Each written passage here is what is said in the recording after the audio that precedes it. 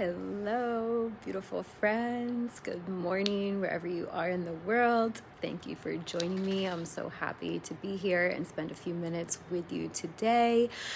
For those of you who are new to my world, welcome. I am Hannah Jane. I'm the founder of Radiant Goddess Revolution, and I activate women to step into their personal power so that they create success in all areas of their lives. And a lot of what this is, teaching manifestation, but understanding what is it actually. And, my experience and with the women I serve is that it's deeply personal, and it's about inner alchemy, really, right? So if you are someone who has been struggling to manifest, this is going to be a very good little few minutes for you to really help you understand what is this inner alchemy process, what's been maybe holding you back, and how you can reframe how you're viewing manifestation. So the thing is, oftentimes we think of manifestation like, oh, it's this thing I need to, law of attraction, I have to go get something, I have to create something.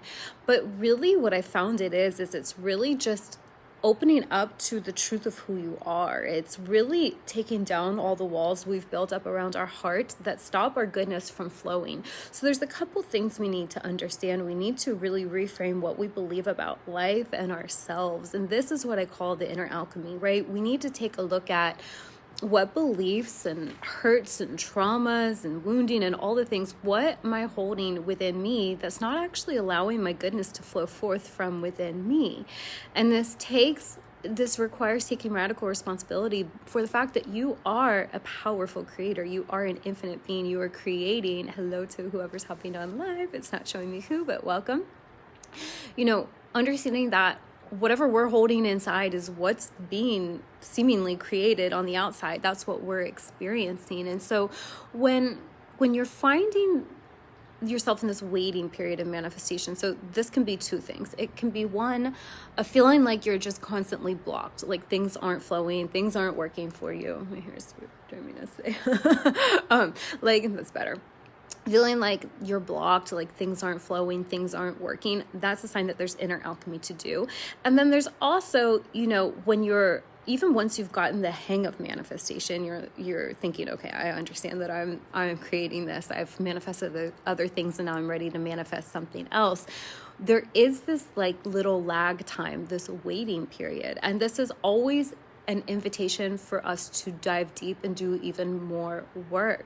Because what happens, and this is why a lot of people stay perpetually stuck, is they don't actually fully believe in their power. So what they do is they get all excited, I'm going to manifest this new thing, this is going to work, and then the second it doesn't look like it's happening, they make it mean a ton of things about them. They start making up all of these stories. And let me give an analogy. It's like a garden, okay? This is one of my favorite analogies to use. It's like you plant some seeds. And if you don't actually believe in the growth process, if you don't actually believe that if you plant the seeds and water them and give them loving attention, but let them do their thing, if you don't actually believe that that's how you will reap your harvest, you will likely either abandon it completely and stop watering, and then they're going to die, or you could be hyper vigilant at always checking them, and you dig them up to see if the roots are growing, and you actually mess up the process. So you can either abandon or be overly clingy, overly involved. And that's always what happens when we're super focused on the outside, right? So we mess up our manifestation during the waiting period by focusing on outer. Hello, Laura. Good morning, beautiful. And so always it's an inner game. And it really, really takes understanding that what's manifesting in the outside is reflecting what's going on inside. I've said this before too, and this is a really good example. It's like you're frowning and you look in a mirror and you don't like what you see in the mirror, you don't like the frown, and then you start beating up the mirror because you're mad, you're trying to change the mirror, not realizing that the mirror is simply reflecting back to you what you're doing with your face, right? So if you want to see a smile in the mirror, you yourself need to smile. And this is hard because as humans, we get so caught up in our senses because this is what we've been taught. No one has taught us in school that we are creating our reality, right? We're not taught that. We're taught to do all the things in the physical. And You hear me say this all the time. It's not that you don't take action in the physical, but it's really what energy are you taking it from? Because you can take all the right actions, you can plant all the right seeds, but if you go and dig them up or you abandon them and don't water them at all, if you're doing one of those extremes, it's not going to work. It's this dance of the masculine and feminine. And this is really about mastering our energy within ourselves. And when we do this, when we understand, we kind of peel our energy away from the outer reality and not be so clingy and needy and desperate for needing validation and results. We really focus on us. We're actually then in the receptive mode. Hello, Michelle. Welcome. We're actually in the receptive mode because it's like how a watch pot never boils. Does this make sense? So it's like you're so focused on you that you actually allow the results to come in. I'm going to give one more example. All these examples are coming through today, but it's kind of like in dating, right? When someone is really clingy, it tends to repel the person, right? And also if they are not showing you any interest at all, unless you have like serious abandonment things going on and you're attracted to that, which I've been there, I understand. But either extreme is typically not attractive. We're typically really attracted to someone who's balanced and showing us the right amount of attention and then giving us time to live our lives and then coming back in, like consistent but not overbearing. So you can kind of take a look and see where you feel stuck in your life and take a look inside and see where you're not doing the inner alchemy. Because anytime things aren't flowing, it's a sign that we're out of balance. And this really goes back to, and this is a lot of the work I do with my clients, is really helping them understand what are these core wounds and core beliefs that are throwing you out of alignment, essentially. And this can be tricky because we oftentimes don't realize the beliefs we formed. A lot of these happen as children, or it's just like a way of thinking that's been passed down through our family, through our lineage, right? It's just part of the human condition, And one of the main ones that holds people back is we don't actually trust that life is good. We don't actually believe that we're creating it. We don't actually believe that all of life is here to support us. So we don't actually ever really follow through, or we plant the seeds and then we doubt and we immediately dig them up, or we abandon them, and it really comes back down to our core beliefs. So this is not an invitation to judge yourself harshly for how attached or not attached at all you are to your outcome. It's more so, let's get curious and understand what are the core wounds and the core faulty beliefs that are driving them.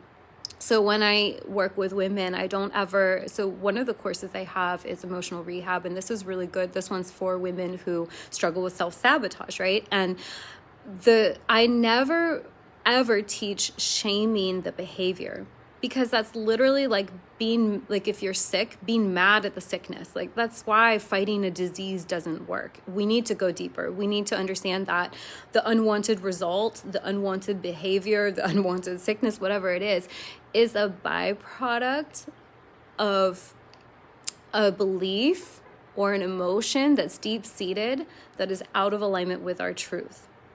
And when we go deep enough, all of the things that we've struggled with for years begin to clear up on their own. And I experienced this in real time with my body. I'm someone who struggled with digestive issues ever since I was a baby. And these were it got worse. It turned into an autoimmune. And I went to so many different doctors. They all were telling me all these different things to do, and nothing was working. And I had to understand, I had to get to the point where I really believed that, the natural state of life is good. Life is here to flow. So therefore, the natural state of my body is in a constant state of healing and regeneration. So what within me, I had to look and ask myself, what within me was blocking that flow? And of course it was emotional. So really the core of my work, I teach emotional healing, because the premise, is that the right word? The main umbrella belief we need to have in order to be successful manifestors is to understand that life is good, that your natural state is abundant and whole and healed and prosperous and flowing and happy and all of those things. So when things aren't working on the outside the way you want them to, when things aren't flowing, when anything's not matching that, it's a sign there's more inner alchemy to do. So I'm going to leave it there. That feels complete, but really is just an invitation for you to look at wherever you feel stuck, wherever you feel like you're not getting results.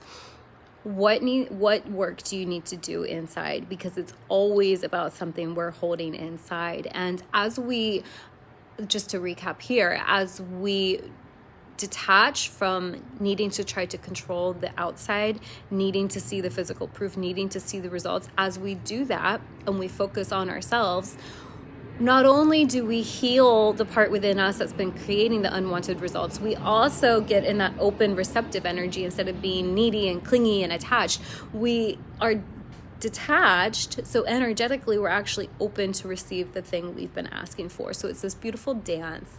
And this, my loves, this is what I incorporate in all of my work, but especially if you work with me one-on-one, or I have Desire Queen coming up.